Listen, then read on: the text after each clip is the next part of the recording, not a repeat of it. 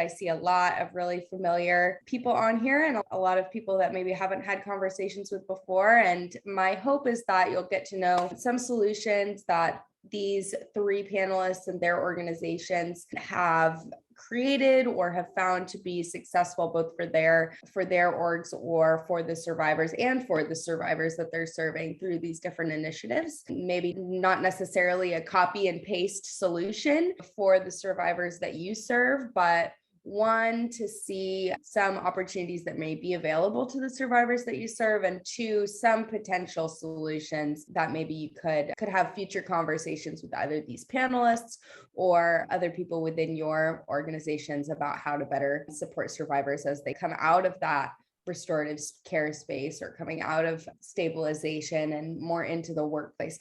I know I certainly have friends who have experienced this, and I know so many of you guys have experienced this with clients or friends that you've known and loved, where we see a survivor just do the really brutal, serious work of healing a lot of that and spending that time, like just really going on those deep dives. And then they're ready. They're in this place where they're so excited to step out into this new life and this new system that they have here just in everyday life. And they are met with roadblock after roadblock as they try to get workplace accommodations, as they try to get hired at all, with criminalization and those things that we see and other sorts of reasons that survivors have difficulty even finding any sort of employment or sustainability. So many survivors like myself are moms or single moms and trying to support their children and themselves. And we know that healing is expensive. That's something that I've definitely learned. And I know that a lot of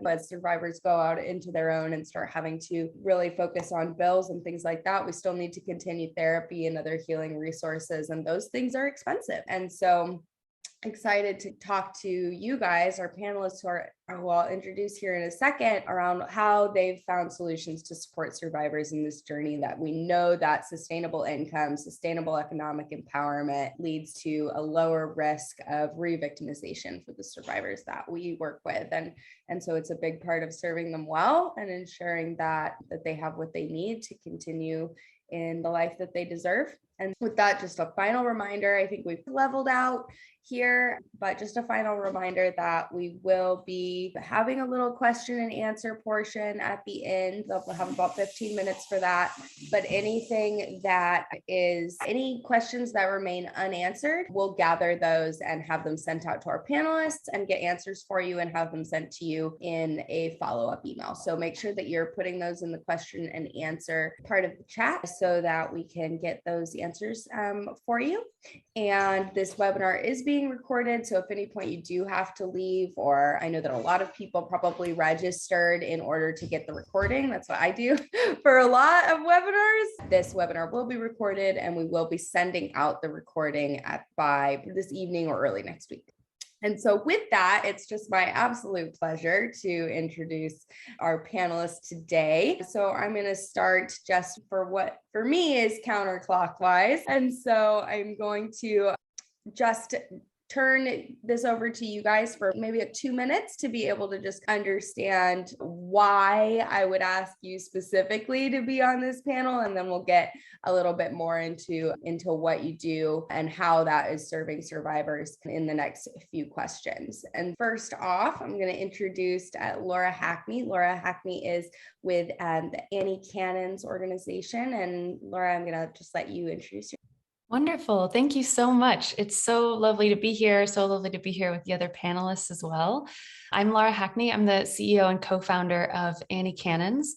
We're an organization based in Oakland, California, and our mission is to help transform survivors of human trafficking and gender-based violence into software engineers. So we've been operating for about 6.5, almost 7 years now, which is just what is time these days. But we're really focused on giving people the practical skills, connecting people with digital literacy skills, website development, web application development, and really giving people on-the-job experience, building technology products for outside clients, for other nonprofits, for other tech companies, for other people working on software solutions that can help other populations with things that technology has that unique advantage of helping to solve. So we're all about giving people the tools and the opportunities to access meaningful and sustainable careers in the tech industry. So I'll pause there. That's great. Okay, great. I want to make sure we didn't lose Michelle there. The next panelist that I'd like to introduce would be Tiffany McGee. Tiffany is with Survivor Ventures out of Virginia. Tiffany, I'll let you introduce who you are and what Survivor Ventures does. Yep. Thank you. Yep. My name is Tiffany McGee. I'm the founder and CEO of Survivor Ventures. We were founded in Virginia, but we actually have chapters now in both Virginia and Delaware. Our mission is to provide survivors of human trafficking with the resources and support they need to attain economic empowerment. And we do that through a really innovative, kind of unique program called Survivors to Entrepreneurs. And this program is designed to help human trafficking survivors re-enter or enter the workforce, providing immediate above minimum wage income, industry-specific job skills, and entrepreneurial mentorship for survivors' own business operations. We partner right now, last count, we're partnering with about 65 small businesses across the country. They're mostly concentrated in Virginia and Delaware because that's where we have chapters, but we also partner with work sites who can offer remote opportunities for our. That's amazing. Thank you. And of course, certainly not least, Michelle Graves with Wellspring Living. Michelle. Good afternoon. My name is Michelle Graves, and I am the Director of Institute and Community Programs at Wellspring Living. Wellspring Living just celebrated 21 years in the Metro Atlanta area. We are an organization whose mission is to transform the lives of those at risk or victimized by sexual exploitation. Our vision is a world where every victim of sexual exploitation has access to transformative care. So within our organization, we have many kind of pieces. So we have youth residential services. So we have 2 youth residential facilities. We have a women's residential facility. We have community programs, which I'll talk a lot more about as we continue on this session. We have 2, and just to give you a little background of Wellsprings, we have 2 retail stores where we receive donations in and we mark them down for a special price, especially for our participants. And then we have 2 residential for youth, residential for women, community programs, and the ability to shop at our retail stores. So that's all that Wellspring Living encompasses, but we work in every program to help our victims to heal and to transform.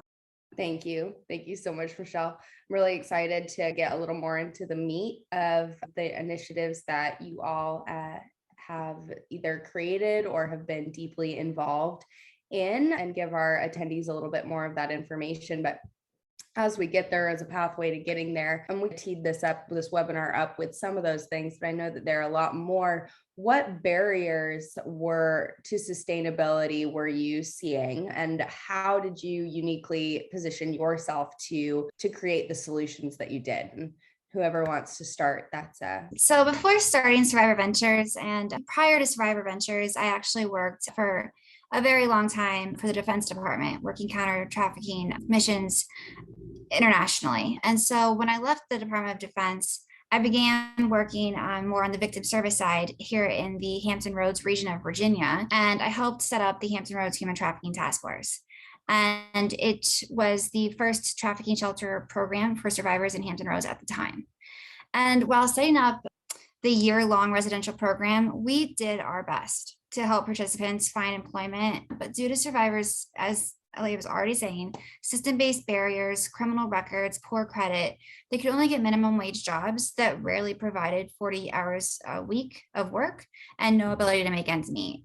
And I don't know about all of you, but in our neck of the woods, you need about 3 of those full-time minimum wage jobs to afford fair market rent these days. So it wasn't working. So here I was watching year-long shelter stays end and follow on rental assistance. And I'm seeing very diligent participants who followed all the rules. They did everything right. And they were cycling back to homelessness and other positions of vulnerability that led to trafficking in the first place. And so we were seeing really high rates of re-trafficking. Our participants wanted to work. They wanted to provide for their children, but the system-based barriers, like I already mentioned, that we all know about, they almost couldn't afford to not go back to the life. And that was devastating to watch. And I really didn't know what to do about it. So I actually left the field. I'd been in counter human trafficking for 10 years at that point, maybe a little bit longer. I left the field and I focused on my consulting company. And one of my clients was the Retail Alliance. It was the first time I'd ever been around a bunch of small business owners. For some reason, I had this idea in my head about business ownership. I thought they had it all together. I thought business leaders, I think of them as leaders, pillars of our community. And they are, but they struggle. Startups, mom and pops, they struggle to find cash flow, and that would allow them to hire their first employee. So they get stuck just keeping the doors open, and they don't really have time to grow their business so that they can get the revenue to hire that employee. So it's just this cycle that eventually leads to these high failure rates that we see for small business. And so I'm sitting there and I'm like, wait a minute, I have all these employers who want to hire someone and can't afford to. And I know all these survivors who want good jobs but can't get them. And so I decided right then and there to connect those two groups of people by filling that simple wage gap. And we founded Survivor Ventures to do specifically that. We call the program Survivors to Entrepreneurs, like I already told you about. And we piloted it in 2019, and we've been off to the races ever since. It's been really successful. Basically, and is this the appropriate time to talk about that, how the program works? Yeah, we can go wherever direction you want to go. So, this is your webinar. So besides that initial wage gap that we're filling, the program it kind of goes in two phases. Year one involves that immediate income at small business work sites through a subsidized wage program. We also have job coaching, entrepreneurial mentorship by just working with a small business owner, specialized skills training. And then year two builds upon the skills and experience derived from year one to include vetted business plan development, the opportunity to incorporate one's business with a clear pipeline to connect our participants with additional existing small business resources to fund and grow their business. But I think the really important part to mention about our program, what it isn't, is we're not just jumping right into business ownership and self-employment. It takes money to start a business. It's hard and it takes a lot of training and work. So we've been very diligent about having that income stabilization piece first. And most of our funding goes to those wage subsidies to create full-time employment across industry sectors so that we're able to match specifically what this new participant of ours, what their hopes and dreams are, what field of interest they have, what they want to try. And then once they start working with that business owner, they start paying their bills, they pay their rent, they're stabilizing economically. Then most of them start becoming very inspired to start their own business, because when you're around small business owners, it starts to seem really possible. And at that point, we help them start almost a side hustle. Just start it small, grow. It's supplemental income at first. But for some of our participants, it will become entire full-time self-employment, which is for many of our participants. That's wonderful. It's beautiful. It's kind of more the word that I feel like it describes that. So thank you so much for sharing and giving us a better picture of what that opportunity looks like for survivors. Laura or Michelle, do one of you want I'll go. Yeah, I don't mind. So we've seen very similar barriers, and I think we all are going to face a lot of the same barriers, hoping that our survivors are not re-victimized. So the most important thing to us is stabilization and support. We want these ladies to be in a healthy place so we can move them to the next place. So let me talk a little bit about our program for our community programs. There's two programs that make up community programs at Wellspring Living. And I'll talk majority about our Women's Academy, but let me just introduce you to both. Our Women's Academy is a program where our participants come from all walks of life throughout the metro Atlanta area. So we recruit ladies we have developing a partnership with DFACS. So DFACS would be our pipeline to serve a lot of the participants that are in need of the services that we provide. So we partner with shelters, with helping mamas, with local apartments. Participants, believe it or not, our biggest word. We recently did something fantastic and we got some Women's Academy shirts made and gave them to some of our participants, and they wear them throughout the community. Right now, in our program, for the past 3 sessions, I have had a set of family members from the same family. So it's a lot of word of mouth. The first session was the next session came her sister. Her next is 2 sisters. Then the next session came, their 3 daughters. We are really providing services for families, and they are our biggest word of mouth. They're getting out here in the community and they're letting other people know their stories. They're providing inspiration to others in the community to do the same thing. So once you affect that woman, you affect her family. And you affect the community with that healing and what she can bring forth once she realized her dreams really are possible. So let me get into the program. So Women's Academy, we have 3 tracks. We have a GED program. So we have ladies come in that have been maybe far removed from academic. We provide academic instruction. We provide individual education plans and tutoring. Once you obtain your GED, you can move on to our career readiness track. And there we provide career guidance. We do a lot of surveys to find out what the ladies are truly interested in, not just, I saw this on TV, or this might be a career for me, what you're really, truly passionate about so you can remain in the field. We provide resume writing, networking skills, business acumen, professional development, personal development. We provide a Career Plus program that brings in working professionals throughout the Metro Atlanta area that help provide content also. So they provide some career exploration, and they provide interviewing skills and kind of reinforcement of what we do. They also provide some resources for our participants also, which are extremely helpful. Which most important in our career readiness program is that we offer a Microsoft Office certification. And we just find that this really helps to enhance the experience of the women, for them to enhance their confidence, to walk away from the career readiness program saying, I have a certification in Microsoft. That means I am an expert in my field. It really pumps them up and gives them that energy and that confidence that they need to move over to the next step, which is our apprentice track. So we have a 12-week program. We get these ladies ready to interview with corporate partners that we have. Some of them, for example, are Accenture, UPS. We're working with Ground Airline Transportation, which is the hiring hub for the airline industry. We work with the city, Fulton County government here in Atlanta, in the city of Atlanta. So we have lots of partners and we're looking to vary our experiences. Right now, there are a lot of administrative apprenticeships because of the stickiness of what kind of goes on in our communities. We try and limit it to certain areas that we want the ladies to work in, but we think are a good first step for them. And then, but we also branch out and get into different certifications that the ladies might be interested in to help them in their career. But what we focus on in apprenticeship is a livable wage. We want these ladies to have a livable wage so they can continue on. We all know the cycle. If they don't have the finances or they slip back into poverty, it's easy for them to go back to the life that they came from. So we really want to strengthen them and start off with an experience that provides a livable wage for them. We also have a youth academy where we serve students in an alternative school. They're an at-risk population. We help them to navigate life and how to best prepare for life. So that might look like we provide a lot of wraparound services with a lot of partnerships. We have resources to housing and other things that they need for them, not only for themselves, but for their families. We provide therapy, both individual and group therapy, life skills, college and career readiness. Both of these programs sit in Atlanta Public. We are there to influence the school and the community surrounding the school. And we'll get into some of the programs and some of the ways that we offer barriers, removal of barriers for a lot of our participants. And that's a big part of what we do through case management and a lot of our other resources that we have. So I think that provided a good framework. I would love to talk about some barriers and how we address those barriers, but I think that's in the next part. Thanks. Thank you so much, Michelle. That was perfect.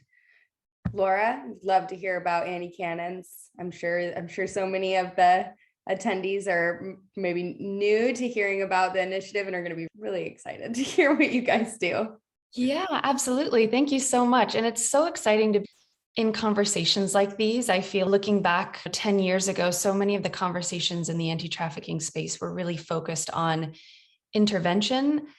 And then that's where the story ended, and that's where the resources ended. And so it's just so incredible to me to hear so many people, so many thoughtful and engaged allies, survivor leaders, people who are doing tremendous work in this space of economic empowerment, because it's not only helpful for reintegration, but it's also helpful for prevention. And I think both Tiffany and Michelle mentioned ending cycles of exploitation by providing these pathways to economic independence. And so I'm really excited to represent Annie Cannons in this conversation. We started our program really focused on the training piece, but we knew that we didn't want to just do training. We also wanted to have a part of our program be focused on giving people the opportunity to start earning an income as a software engineer when they finished. And a lot of that was due to a lot of the barriers that still exist in technology companies, especially for women of color, people with childcare needs. We were seeing so many of those barriers and hearing from a number of folks who were working in those fields.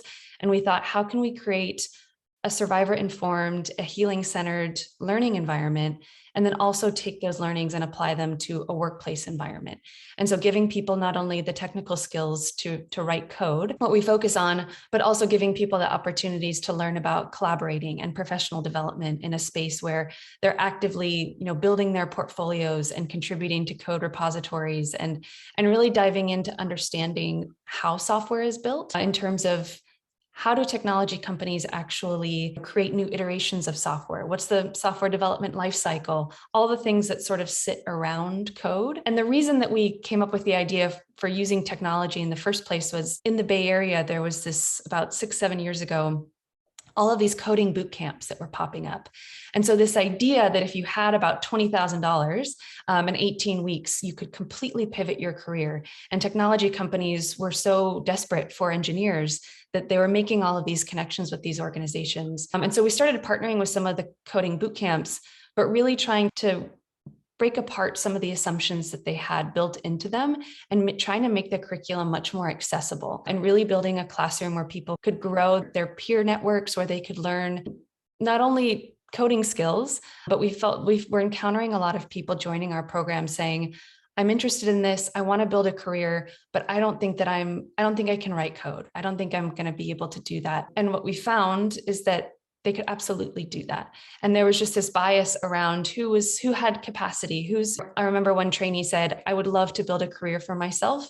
I think computers are really interesting, but I don't look like Mark Zuckerberg. And I was like, you don't need to look like Mark Zuckerberg in order to write code. And so it's just a lot about getting people into the space and then supporting them on that journey and making sure that we have a lot of systems in place to make sure that when people are encountering bias or are encountering self-doubt or imposter syndrome, that they have a community of other individuals who've gone through the program who can help support them, as well as allies in the tech industry. So once people go through our training program, which is about 10 months long, they then go into what we call our developer internship program.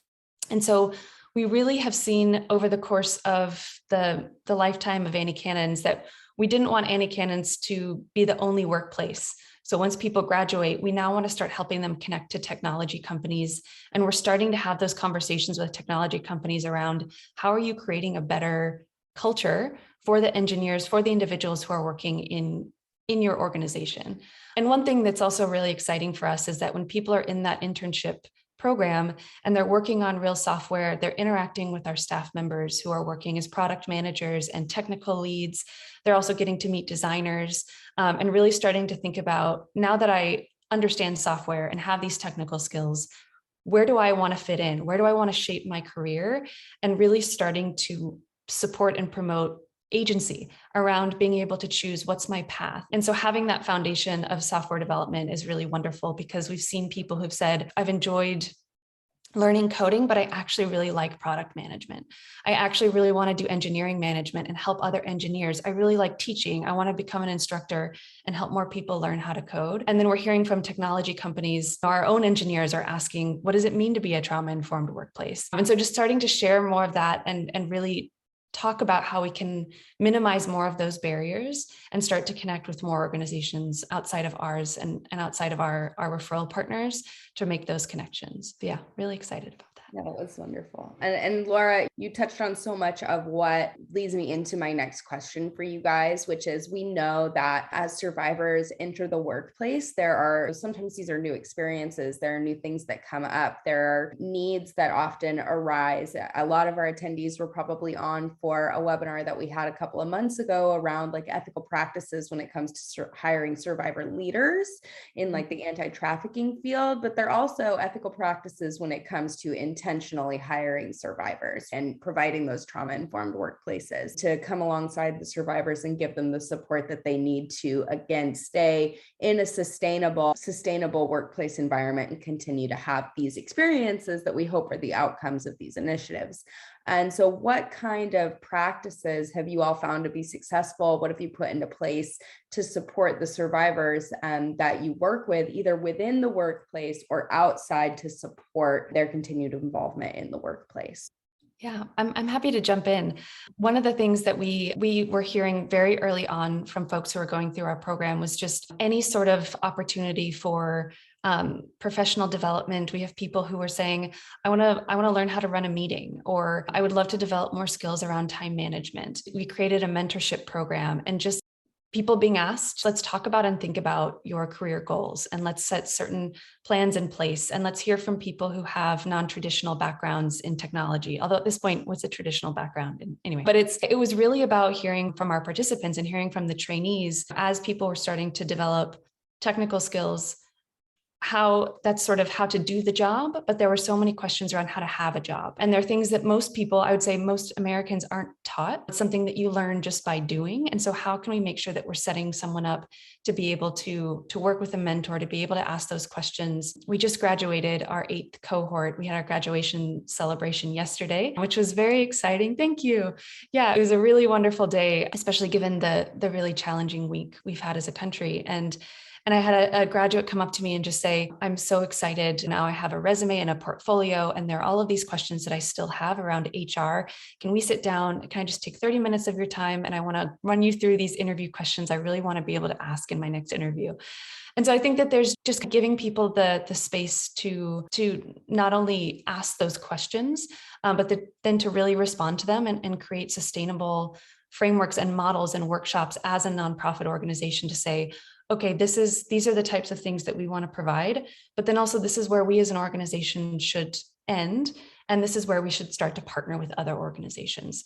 So how can we create those connections, and how can we say, we want to refer you to this organization that does amazing work on public speaking, or on if you identify as a survivor and you choose to tell your story publicly, what are the things that you should know about that process, and how can you get support along the way? And so I think it's really hearing from people, what are the types of things that they're encountering and the questions that they have in a judgment-free environment? And then also being sure to say, this is what we can provide as an organization, and this is how we can partner, and refer you to other organizations doing a lot of that really focused value add. I could say for our program, when our participants get to the apprenticeship stage, where they are working 12 weeks outside of our program with a corporate partner, before that relationship happens, before that person is placed, we like to go into the corporation and give them an introduction to trafficking, give them some information, because it's unbelievable sometimes when we work with different corporate partners that people still haven't heard of trafficking and don't really understand the impact that it has, not just in our state, in our city, but globally. So we like to inform about human trafficking and what is going on in our arena right now. We like to provide some trauma and trauma-informed care training prior to them coming into that corporate workplace. We provide the support that they need to move forward. So both our participant and our corporate partner.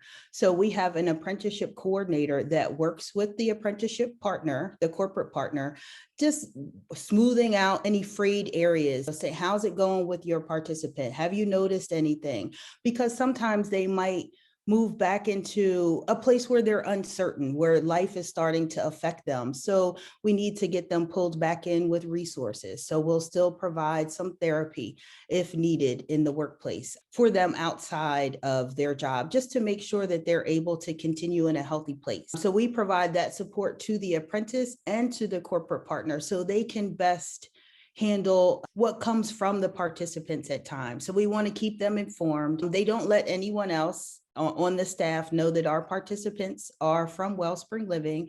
We just integrate them into the corporation as an intern, and they move around from different departments and they learn different experiences, but we provide them with that support along the way, which we feel is very important, not only inside their apprenticeship, but even outside with some alumni networking events that we do, and some group therapy sessions for our apprentices outside of the workplace so that they're able to handle what life is throwing at them. Because when they're active in our program, we have weekly therapy and we have sessions and we have each other, we have prayer partners, we have all of that. But once they move on to employment, that's when life starts to come at them. So we're continually providing support so they can sustain themselves and their families. And I would say, much like what Michelle was just describing with their corporate partners, when we recruit work sites, we find because we work with so many small businesses, and often we'll have a new intake who has a very specific interest. And we want to be able to respond to that because people do better at work when it's something that's interesting to them. So I always give this example because it was very specific. We had a participant that really wanted to do nature tours, and we did not have a work site that provided that, but we're members of so many different business associations and chambers and business networking groups. And within each of those membership type organizations, we have a trusted agent. Usually it's the membership advisor who knows those members better than anyone else. And so then we can shoot out to one of those trusted agents that we have this very specific need. And do they know of any businesses that might be a good fit? And then once they give us that referral, we contact the business and we explain what the program is. And they make a decision if they think it's a good fit. Once they make that decision, we have a worksite agreement that they all sign that very clearly outlines the wage subsidy program, because we don't pay the wage subsidies forever. We start with 100% for the first 3 months. And then at month 4, the expectation is that small business owner will have increased their revenue to a point where they can start paying in to the wages because they've had a free employee for 3 months. So they start paying in 50%. At month 7, we do 25%, they do 75%. So that by month 9, they have a fully trained up, value-added full-time employee that's completely on their books. This person did not displace another employee. We literally created a new job. So once they sign that worksite agreement, that's what it outlines. It's not a binding contract. This is an opportunity. It's not charity. And we're not asking our worksite partners to overlook anything they wouldn't for any other employee. We are asking that they communicate with us on a weekly basis. Our S2E program director, who's a graduate of our program, and at both of our chapters, we only hire our graduates to run the chapters. Our Survivors to Entrepreneurs director does job coaching twice weekly with our participants. If needed, if they want less or more, that is completely acceptable. It's individualized, but at least one meeting per week with the worksite supervisor, just to make sure that everything is running smoothly. Because as Michelle was saying, once you're at that job, if there's a transportation issue, it can ruin everything. All of a sudden you can't get to work. So we have ways of stepping in and trying to alleviate the situation before it becomes something that's a fireable offense. Some of the other vetting that we do of our work sites, we do a background check of all of our worksite supervisors and business owners, just to make sure we're not inadvertently placing our clients with any kind of person who has any kind of sex offense or trafficking or any kind of record like that. They sign W-9s because our wage subsidy program is a reimbursement. Our participant, their employee, is on their books, their time tracking system. We are simply providing a reimbursement of the gross wages along that declining subsidy scale. All of our worksite partners have to do our trauma-informed training with our mental health director, and that doesn't take long, but it's just an initial, here's some protective factors that you can put in place to have a more trauma-informed work environment. And she makes it a point to explain to our worksite partners that everyone has trauma. So this can only make you a better employer. It can only help your employees be as productive as they can by becoming a trauma-informed worksite. Then as we move forward with the interview process and our participant gets hired at that business, if situations arise where we can tell that this is not our participant, this is more training needed by the supervisor or the business owner, then she goes in and provides on-site trauma-informed training to that individual. We find that we do a lot of case management with our business owners. We really do. A lot of them have never hired someone before. They don't have orientation in place. They don't have a handbook. So we have developed lots of resources to help them get there, because that makes the experience more trauma informed, clearer, better for the participant if the business owner is able to onboard appropriately. Now, that's what we do inside the workplace to make it more trauma informed. Outside the workplace, we also provide several supportive services. So all of our participants come to us in need of crisis shelter, and we provide short-term crisis shelter long enough for us to be able to find a landlord who will allow that person to sign their name to the lease, despite poor credit, despite criminal records. It's part of our push to help with the credit issue, because we all know how damaging that poor credit can be to getting safe and affordable housing. So the sooner we can get them to have a clean rental, just one landlord, one clean rental history, the sooner we can start repairing some of that debt and getting them to where they need to be maybe be a homeowner someday and really impact generational wealth. So our rental assistance program goes hand in hand with our Survivors to Entrepreneurs program. It's really hard to be productive in the work site, in any work site, without four walls and a roof. You can't really get four walls and a roof these days without pay stubs. So our participants actually enter into our S2E program before they enter into our rental assistance program, because it just helps landlords trust us with our promissory note and our rental assistance program to allow this person, despite what might be on paper, to allow this person to start over and start building that. Muted. Yeah, thank you. This is awesome. I'm getting emotional, like listening to these opportunities. And so just gonna curve and steer into that, because I have a feeling you guys are really gonna make me cry here with some of these stories. I know you've all come very highly recommended to me when I was wanting to do this webinar on this specific topic. And so I know that's because you've found a lot of success with employing these initiatives with the survivors that you've worked with. But can you tell us in your own words, like how you found the initiatives to be successful? And if you feel comfortable, maybe not specific survivor stories, if you feel uncomfortable with that, but some of the high points for you all as service providers and as providers of these services in your organizations, what have been some of those high points? Michelle, you can take the floor. No? Okay. All right. So like I said, we piloted in 2019, and in our first year, and we did it because we did this program because we did see that high rate of re-trafficking.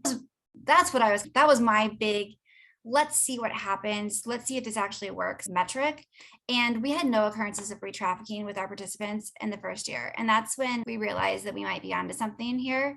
And so then in 2019, we were one of 5 awardees in the nation to get the Field Generated Innovations in Human Trafficking Award by the Office for Justice Programs, Office for Victims of Crime, which gave us $900,000 to really pilot this on a larger scale for 3 years in Hampton Roads, Virginia. And that has resulted in so much success. Since 2019, we've served 70 survivors of trafficking, with 90% achieving long-term sustainable housing, 80% still gainfully employed and earning above minimum wage, and 30% already incorporating businesses. And I think the really cool part of this is that we're able to, so Survivor Ventures, we have a flat salary, every single person. There's no one that's more important at our organization than any other person. So everyone makes the same amount. It's a very good salary. So the best part about what we do is every time we open a new chapter, we can hire 2 of our graduates to run that chapter, making a very good salary at a nonprofit, doing the mission that they love most, and then working with other survivors who have very similar paths that they've taken. It's really cool because it's almost like a franchise in of itself, us just growing and being able to affect more participants in cities and states across the country. There's no shortage of small businesses that need an employee, and there's no shortage of survivors who need barriers lowered to get a job. So that's the most exciting part to me, is to hire our graduates and let them the sky is the limit once they take over. I'm like you, Tiffany. I could go on and on, because this is the best part of our jobs. These successes that we have experienced in these lives that we change. I always talk about, we have 4 sessions, and my favorite days are the first day, and the first day of the session and the last day of the session. Because the first day, I'm watching everyone, they're nervous, they're eager, they're anxious. But what is this program going to be? They come in as their authentic self at that time. And at the end of those 10 weeks, you see a completely different person. Sometimes I wonder, I'm looking for one person in particular. I can't find her, but she's there because she looks completely different. Her outside has changed, her inside has changed, but her outside has changed to match the inside. So it's extremely exciting. But to give these participants the opportunity to dream again, is why we come in every day and why we have these programs. I know that Tiffany and Laura both agree to give them that opportunity to dream. One thing that I am most excited about at Wellspring Living is the opportunity that we provide for transitional housing. I didn't get a chance to talk about that yet, but we have 2 transitional housing locations. So we have a village of tiny homes, which is awesome. And we have 9 tiny homes there. So these women they have to be graduates of our program. We also have an apartment. So we have a separate location, which is an apartment building. We call that the Bridge Community. And then we have Graduate Village Community, 2 separate communities of transitional housing that our participants can move to once they complete our programs. So with Graduate Village, I just have to tell you, it's an awesome tiny home village, 9 houses there. And we have, I would say 85% of them complete. Each participant is able to live in the graduate housing community. Now, this is a community that it's safe, it's secured. You can't get in unless you live there. We have a Wellspring employee on site that does case management, that does helping them to integrate back into the community, having volunteers come in, monthly sessions where we teach the ladies about home buying, the home buying process. We might have a buyer come in, we might have a real estate agent come in, we might have a lender come in to teach them all about the process of being able to move out and to establish themselves in their own community. So every month we check in with them. They are required to pay a small nominal program and they are required to save. Our participants must save $275 per month. That is part of the requirement living in the community, part of the program agreement.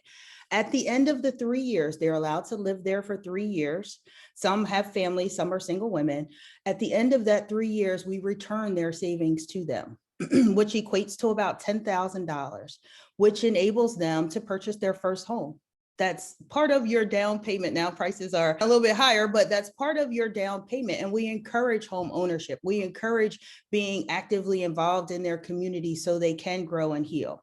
So transitional housing has been quite the success for us because they're still connected to Wellspring Living and our staff and our resources. One success story that I always tell, that I have to tell, I'm going to tell you 2, but I'm going to try and be real quick.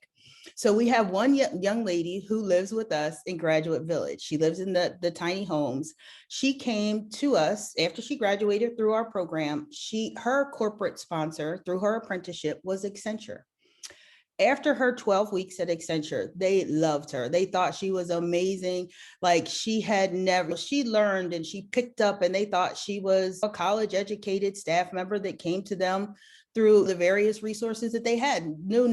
Now this young lady is the supervisor of our apprentices that come into the program. So she has grown and she has matured, and her knowledge and experience, her talents have just grown exponentially since she has been in the program. She is such a role model to the others that come in.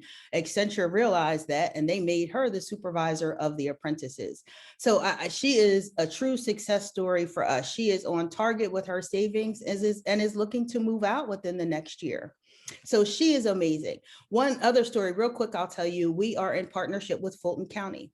So Fulton County does pay apprentices for us. They receive 8 apprentices a year, which is awesome. But in conversations with them, we've stepped out of the box and we piloted a 6-month program, which will provide job placement at the end. So they get to know the different departments within Fulton County, and they're able to actually have a full-time job when they complete their 6 months. We have one young lady there now. She called me the other day. She said, "Miss Michelle, my whole life, I thought I would work in, can't tell you, bleep, bleep, a big box store." She thought she would work there her whole life. She never in a million years thought she would work for Fulton County government, have benefits, have insurance for her children, and that has led her to stable housing. When she first came into our program, she was couch surfing, and then she was in a shelter with all of her children. So this has really helped to change her life. and to really encourage her to dream again. So we have a million stories just like that, where these ladies this apprenticeship opportunity has enabled them to dream. And that's that's what I consider our biggest success, because that's why we come to work. That's why we're there. That's why the program exists, to help these women move out of this situation they never thought they could get out of. One other success story is a recent partnership we have with Global Airline Transportation. This is going to be my last one. And this it helps our participants with direct hire jobs and for apprenticeship positions, but it also gives us a foot in the door in that airline industry where we can provide some training, where we could provide training to their staff and volunteers and any people associated with them about trafficking, and about how they can keep their eyes out, and how they can be a protective force in their own areas, in their own day-to-day life for those that are being trafficked. So I won't tell you, I can go on and on with our success stories, but those are the major ones where we talk about how we change these women's life and how we give them different perspective and that ability to dream. Yeah, that's amazing. On our end, I would say there are a number of success stories in terms of things I would want to share about individuals' journeys. I think one way to talk about it is an individual coming in and saying, I never really enjoyed school. I hate math. I don't think I can do this type of thing. And now seeing that individual writing complex algorithms and building mobile apps. So those are the types of things where people, given the chance, given support, given a network of other individuals who are learning with them and overcoming just the day-to-day of just getting to the classroom or logging on to Zoom. There's so much that people have to overcome. And then being able to make those leaps and bounds in their own learning, teaching themselves new skills. A student came to me the other day and said, I think I'm really passionate about data science. I want to take an online data science course. And so just hearing people surprise themselves almost with what they're able to learn and what they're able to accomplish. And we've been able to work on over 125 different software projects for external clients who've hired Annie Cannons to build their software. We've had survivors make over $1.7 million in building software for those companies. And so just seeing some of them continue to grow. One of them has, I think, close to 750,000 users right now, a mobile app that we deployed last year. So those types of things, and then continuing to support people in making those connections with other technology companies outside of Annie Cannons. One other thing that we're really excited about is we've been working for the past 2 years on a technology product that we've been developing in-house. It came out of these ideas from trainees that we've had over the past several years who've said there has to be a better way to support survivors in accessing services. And so we've been building a mobile application for survivors where they can enter information that's common in a lot of intake forms so that they don't have to retell their stories over and over again every time they're looking for new services. They can be matched based on eligibility criteria and based on what they're looking for to service providers. And then service providers can log in to a secure portal, see those intakes, and be able to connect directly with survivors. And so we're really excited. We're piloting this in the Bay Area, but just thinking about the ways that technology can be used, especially technology that's built by survivors who understand the importance of confidentiality, data governance, security, all those lived experiences that are critical and need to be written into the code itself, as well as the technical architecture, but then also being a part of that behavior change and how we think about making sure survivors have the choice and the agency to say, I want my data to go to this organization or not this organization, or I want to be able to control my story and my narrative and be able to tell it exactly how I want and to whom I want. So we're just really excited about those types of things and other types of ways that technology can fit in to support the rest of this larger ecosystem where people are doing, such great work. I'm muted again. This has just really been just such a pleasure to hear the solutions that you all are providing. I see we're getting some more questions and like torn between asking you guys this final question, but I think what we're going to do is let's just take a minute to allow you guys the opportunities to wrap up and add anything that you want. We'll gather the questions that you all are attendees that you're putting in there, and I will get the answers from our panelists and include that along with what they see as some current barriers and maybe some areas for people to jump in with their own solutions and information around their organizations in case you want to do your own reach out if this economic empowerment arm is something that you've been wanting to do with your own organizations. And that was a big reason why these three panelists were who I was hoping would join us today, was because their solutions are so varied. It's not the same model reduplicated, to just show that there are a varying amount of solutions out there to provide opportunities for survivors to have sustainable economic empowerment. And just to close us out, so please feel free, attendees, to post more questions in the question and answers. Just because we're not going to answer them on screen, they are still going to be answered. And so if I can collect them there, that will ensure that I'm able to get them answered for you. But as we close out, panelists, one, thank you again for taking time away from the clients that you serve, away from the students that you have, in order to be on here and provide the solutions. Is there anything else that you would want our attendees to know, the anti-trafficking field as a whole to know and be thinking of as they move forward and take these conversations back to their teams or just back to the industry as a whole? I'd like to say these programs work. They transform lives. They change the trajectory of where these women could go, or where our participants go if you serve men also. So I say continue with it. With the pandemic, we had to reimagine how we served our participants. We had to serve them differently, but we're continually finding different ways to improve the participant experience so that this program really works to empower them, both economically, professionally, personally. So I just say keep at it. For those of you that might be struggling or you've come across roadblocks, these programs work. Like the programs that we're all talking about, they work. And they do change someone's life. So let's just keep fighting the good fight. That is what I consider becoming a survivors entrepreneurs worksite. A lot of survivors would really love to work in this field. And I know a lot of our anti-human trafficking providers want survivor leaders on their staff. This is a very low risk way to test that out. And we partner with worksites across the nation. If you have remote positions available, you can try this and create a job for a survivor.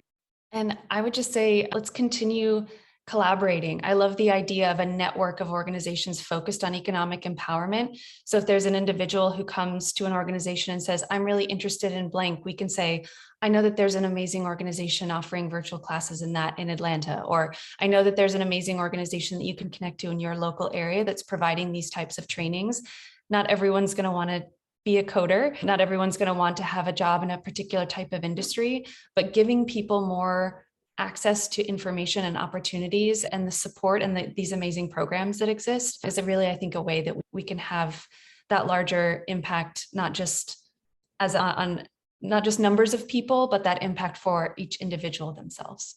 Amazing. Thank you all so much. And there are some really good questions in here around protecting survivors, preparing survivors, collaborating with employers. I will get these over to you all panelists and get your answers, and attendees have their answers sent over to you in a document so that you can really see what this can tangibly look like, and hopefully just open up conversations and partnerships that weren't there yesterday. And so again, thank you all so much, panelists and attendees, for taking a little bit of time away from your clients that need you to just learn how we can continue to support them better as they go on, graduate from programs, move away from traditional services, and really start focusing on what the rest of their lives is going to look like. And thank you all for just being a part of the solution, and enjoy your long weekend.